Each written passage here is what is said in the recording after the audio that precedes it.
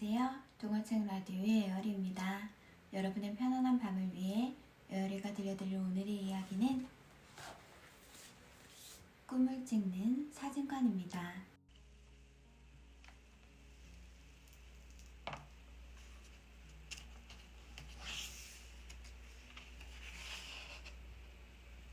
따스한 봄볕은 자꾸 나를 밖으로 깨어내는 것이었습니다. 어젯밤만 해도 내일은 일요일이니 어디 나가지 말고 방에 쿡 틀어박혀 책이라도 읽으리라 생각했던 것이 정작 조반을 먹고 나니 오늘은 유달리 날씨가 따뜻했습니다.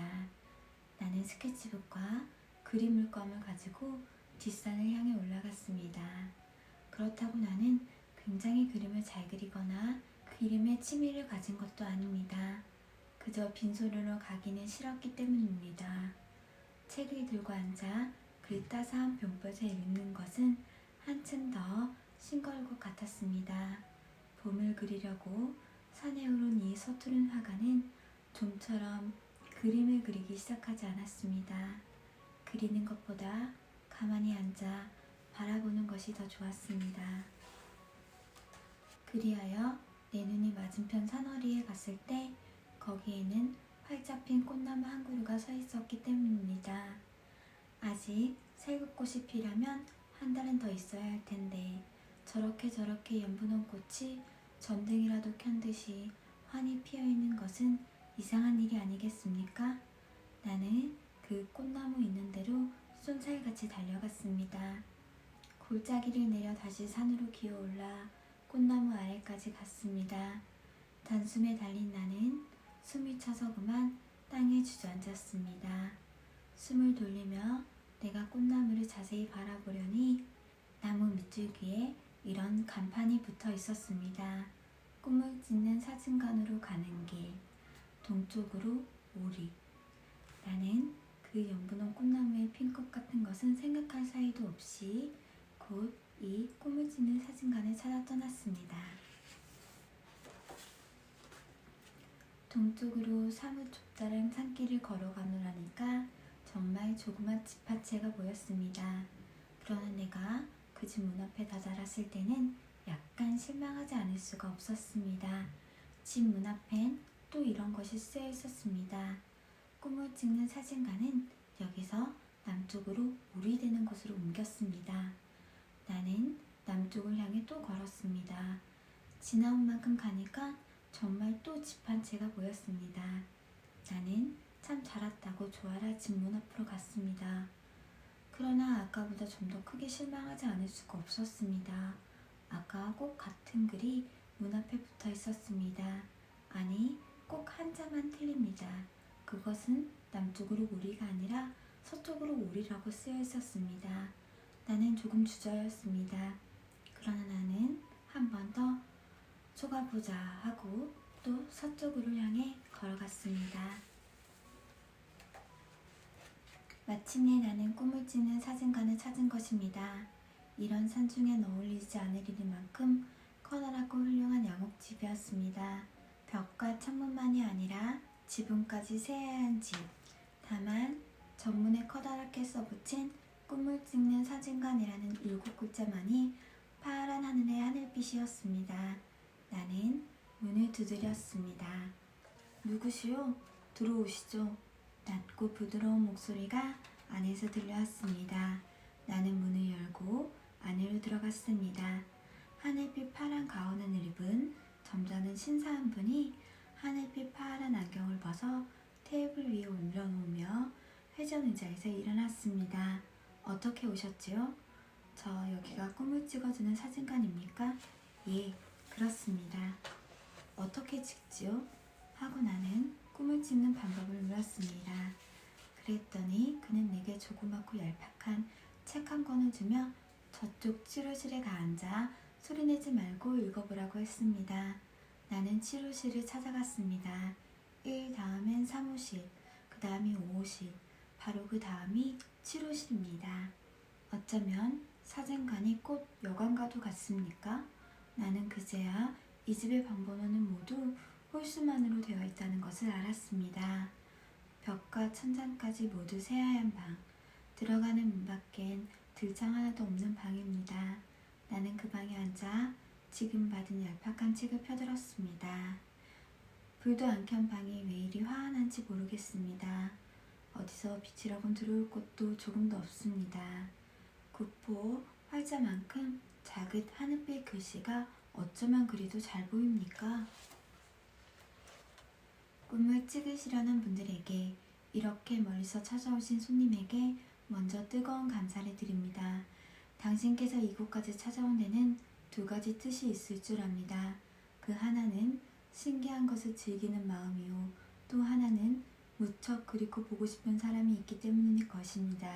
사실 당신과는 말이지만 오늘 저 세상 사람들은 오늘의 문명을 자랑해서 텔레비전 시대라고 합니다. 그러나 지금 내가 새로운 실험을 하고 있는 이 일에 비하면 그까짓 게 다 무엇입니까? 문제도 안 되는 것입니다. 오늘 더욱이 6.25 사변을 치르고 난 우리들에겐 많은 잃은 것 대신 가진 것은 더욱 안타깝게 보고 싶고 그리운 얼굴들입니다. 눈에 보이지 않는 것 중에 우리에게 얻지 못할 가장 귀한 것의 하나는 과거를 다시 생각할 수 있는 추억이라는 것입니다. 우리는 옛날을 다시 생각하기에 묵은 앨범을 꺼내며 사진 위에 머물러 있는 지난날의 모습들을 바라봅니다. 그러나 사진이란 다만 추억의 그 한순간이요, 그 전부는 아닙니다. 정말 아름다운 추억이란 흔히 사진첩 속에서는 찾아보기 어려운 것입니다. 우리는 그런 불완전한 것이나마 사변으로 인하여 거의 잃어버리고 말았습니다. 그러나 유행이 우리에게 꿈이라는 게 있습니다. 이미 저 세상으로 가버리고 없는 그리운 얼굴들도 꿈에서는 서로 만날 수 있습니다. 남북으로 갈리어 서로 만나지 못하는 사이라도 쉽게 만날 수 있습니다. 꿈길엔 38선이 없습니다. 정말 꿈꿀 수 있는 것은 얼마나 행복한 일입니까? 그러나 이 꿈이란 사람의 마음대로 꿀 수는 없는 것입니다. 아무리 그립고 보고 싶은 얼굴이 있어 꿈해보려고 애를 써도 뜻대로 안 되는 수가 많습니다. 꿈길엔 살판선이 없습니다. 정말 꿈을 꿀 수 있는 것은 얼마나 행복한 일입니까? 그러나 이 꿈이란 사람의 마음대로 꿀 수는 없는 것입니다. 아무리 그립고 보고 싶은 얼굴이 있어 꿈해보려고 애를 써도 뜻대로 안 되는 수가 많습니다. 그러다 어떻게 잠깐 꿈을 꾸게 된다 해도 그 꿈이 깨면 한층 더 안타까운 것 뿐입니다. 여기에 생각을 둔 나는 이번 꿈을 찍는 사진기 하나를 발명했습니다. 이는 결코 거리의 사진사들처럼 영업을 목적한 것은 아닙니다. 내게는 안타깝게 그리운 아기가 있습니다. 나는 그 아이의 사진까지를 솜두리째 잃어버렸습니다. 내가 이 사진기를 만들게 된 게 그 때문인지도 모릅니다. 자, 쓸데없는 이야기가 길어졌습니다. 그럼 이제 꿈을 찍는 방법을 설명해 드려야죠. 무엇보다 그게 더 궁금하실 테니까요. 지금 당신이 앉아있는 방에서부터 나오는 한 줄기 빛이 있습니다. 그 빛은 바로 사진기가 놓여있는 곳과 연결이 되어 있습니다. 그래서 당신이 꿈을 꾸기만 하면 그 꿈은 곧 사진기 렌즈에 비치게 됩니다. 꿈이 비치기만 하면 사진기는 저절로 쩔거덕하고 사진을 찍어버리는 것입니다. 필름에 인화된 사진이 찍히면 곧 현상하여 손님의 요구대로 크게 또는 작게 인화지에 옮깁니다. 그런데 문제되는 일은 꿈을 꾸는 일입니다. 어떻게 짧은 시간에 꿈을 꿀 수 있으며 또 꿈을 꾼다 해도 그게 정말 자기가 사진에 옮기고 싶은 꿈을 꾸겠느냐 하는 것입니다. 실로 내가 제일 오랫동안 연구해 고심한 것이 이것입니다. 꿈을 찍는 것은 이것에 비하면 식은 죽 먹기였습니다. 그 문제를 풀기 위하여 나는 잠 못 이루는 밤을 오래 가졌었고 무수한 실패를 거듭하였습니다. 그러나 나는 실망하지 않았습니다. 마침내 나는 마음대로 꿈꿀 수 있는 방법을 발견했습니다. 실로 이것은 세계적인 발명이 아닐 수 없습니다. 자, 그럼 당신도 곧 그리운 일을 만나는 꿈을 꾸십시오. 그리운 이의 꿈을 사진 찍어 드릴 테니 그 방법. 당신이 있는 밥 한 구석에 종이 한 장과 만년필 한 개가 놓여 있습니다. 당신은 그 종이에 파란 잉크로 당신이 만나고 싶은 이와의 지난날의 추억을 한 토막 써서 그걸 가슴에 넣고 오늘 밤을 주무십시오. 내일 날이 밝으면 당신은 지난밤 본 꿈과 꼭 같은 사진을 가지고 집으로 돌아갈 수가 있을 것입니다. 한 가지 미안한 것은 이곳은 산중이어서 손님들에게 대접할 음식이 준비되어 있지 못합니다. 미안하지만 하룻밤 그냥 주무셔 주십시오. 꿈을 찍는 사진관 RM. 나는 종이 쪽에 이렇게 썼습니다. 살구꽃 활짝 핀 내 고향 뒷산, 따스한 봄볕을 쬐며 잔디밭 위에서 같이 놀던 순이, 노랑 저고리에 하늘빛 치마, 할미꽃을 꺾어들고 봄노래 부르던 순이, 오늘 밤 정말 우리 만날 수 있을까? 아직 해가 지긴 시간이 좀 남아있을지 모릅니다. 그러나 내가 그신 종이에 가슴에 품고 바닥에 눕자 방은 그만 캄캄해졌습니다. 정말 신기한 일입니다. 그러나 나는 잠이 오지 않았습니다. 샘처럼 솟아오르는 지난날의 추억들. 정말 내가 민들레와 한미꽃을 좋아한 까닭은 순이 때문이었는지도 모릅니다.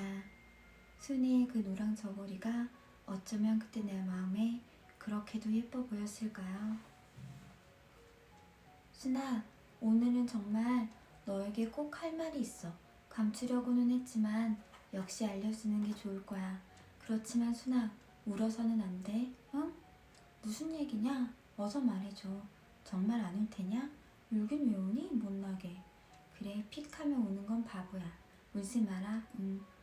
그래, 어서 말해. 참, 네가 바보 같구나. 왜 제값 말을 못하니? 아, 갑갑해. 어서 말해봐. 저 말이지, 비밀이야. 우리 아버지도 어머니도 그랬어. 아무에게도 미리 이야기해선 안 된다고.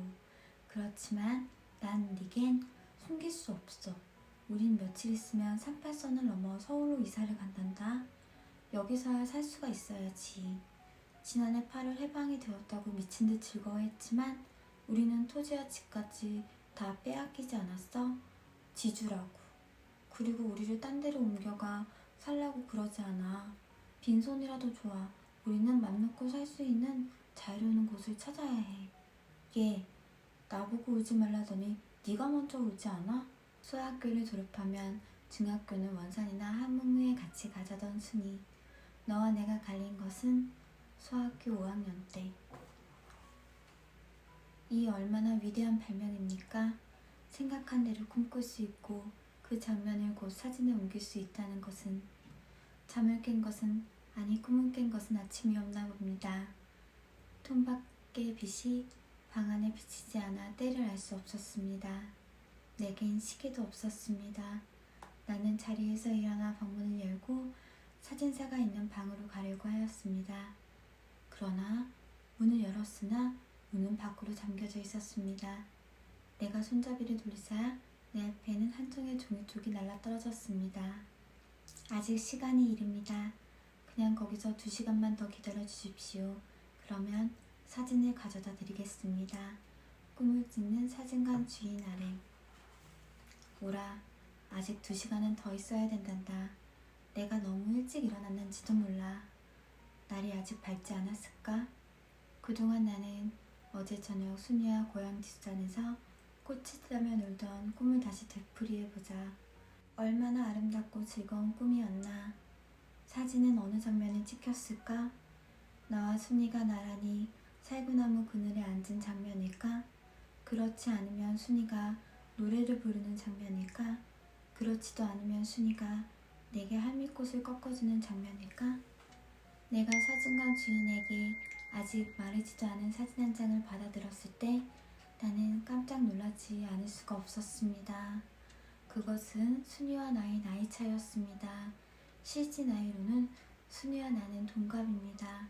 그런데 사진에는 8살 차이가 있는 게 아닙니까? 순이의 나이는 12살 그냥 그대로인데 지금의 나는 20살이니까요. 그동안 나만 8살의 나이를 먹은 것입니다. 생각하면 그도 그럴 수밖에 없는 일입니다. 사실 순이도 북한 땅 어디에 그냥 살아있다면 꼭 내 나이와 같을 게 아닙니까? 그러나 나는 그 뒤에 순이를 본 적이 없습니다. 내 마음속에 살아있던 순이는 언제나 12살 그대로입니다. 20살, 20살이면 제법 처녀가 되었을 순이 머리채를 치렁치렁 따랐을까? 제법 얼굴에 분을 발랐을지도 몰라. 지금은 노랑 저고리와 하늘빛 치마가 어울리지도 않을 거야.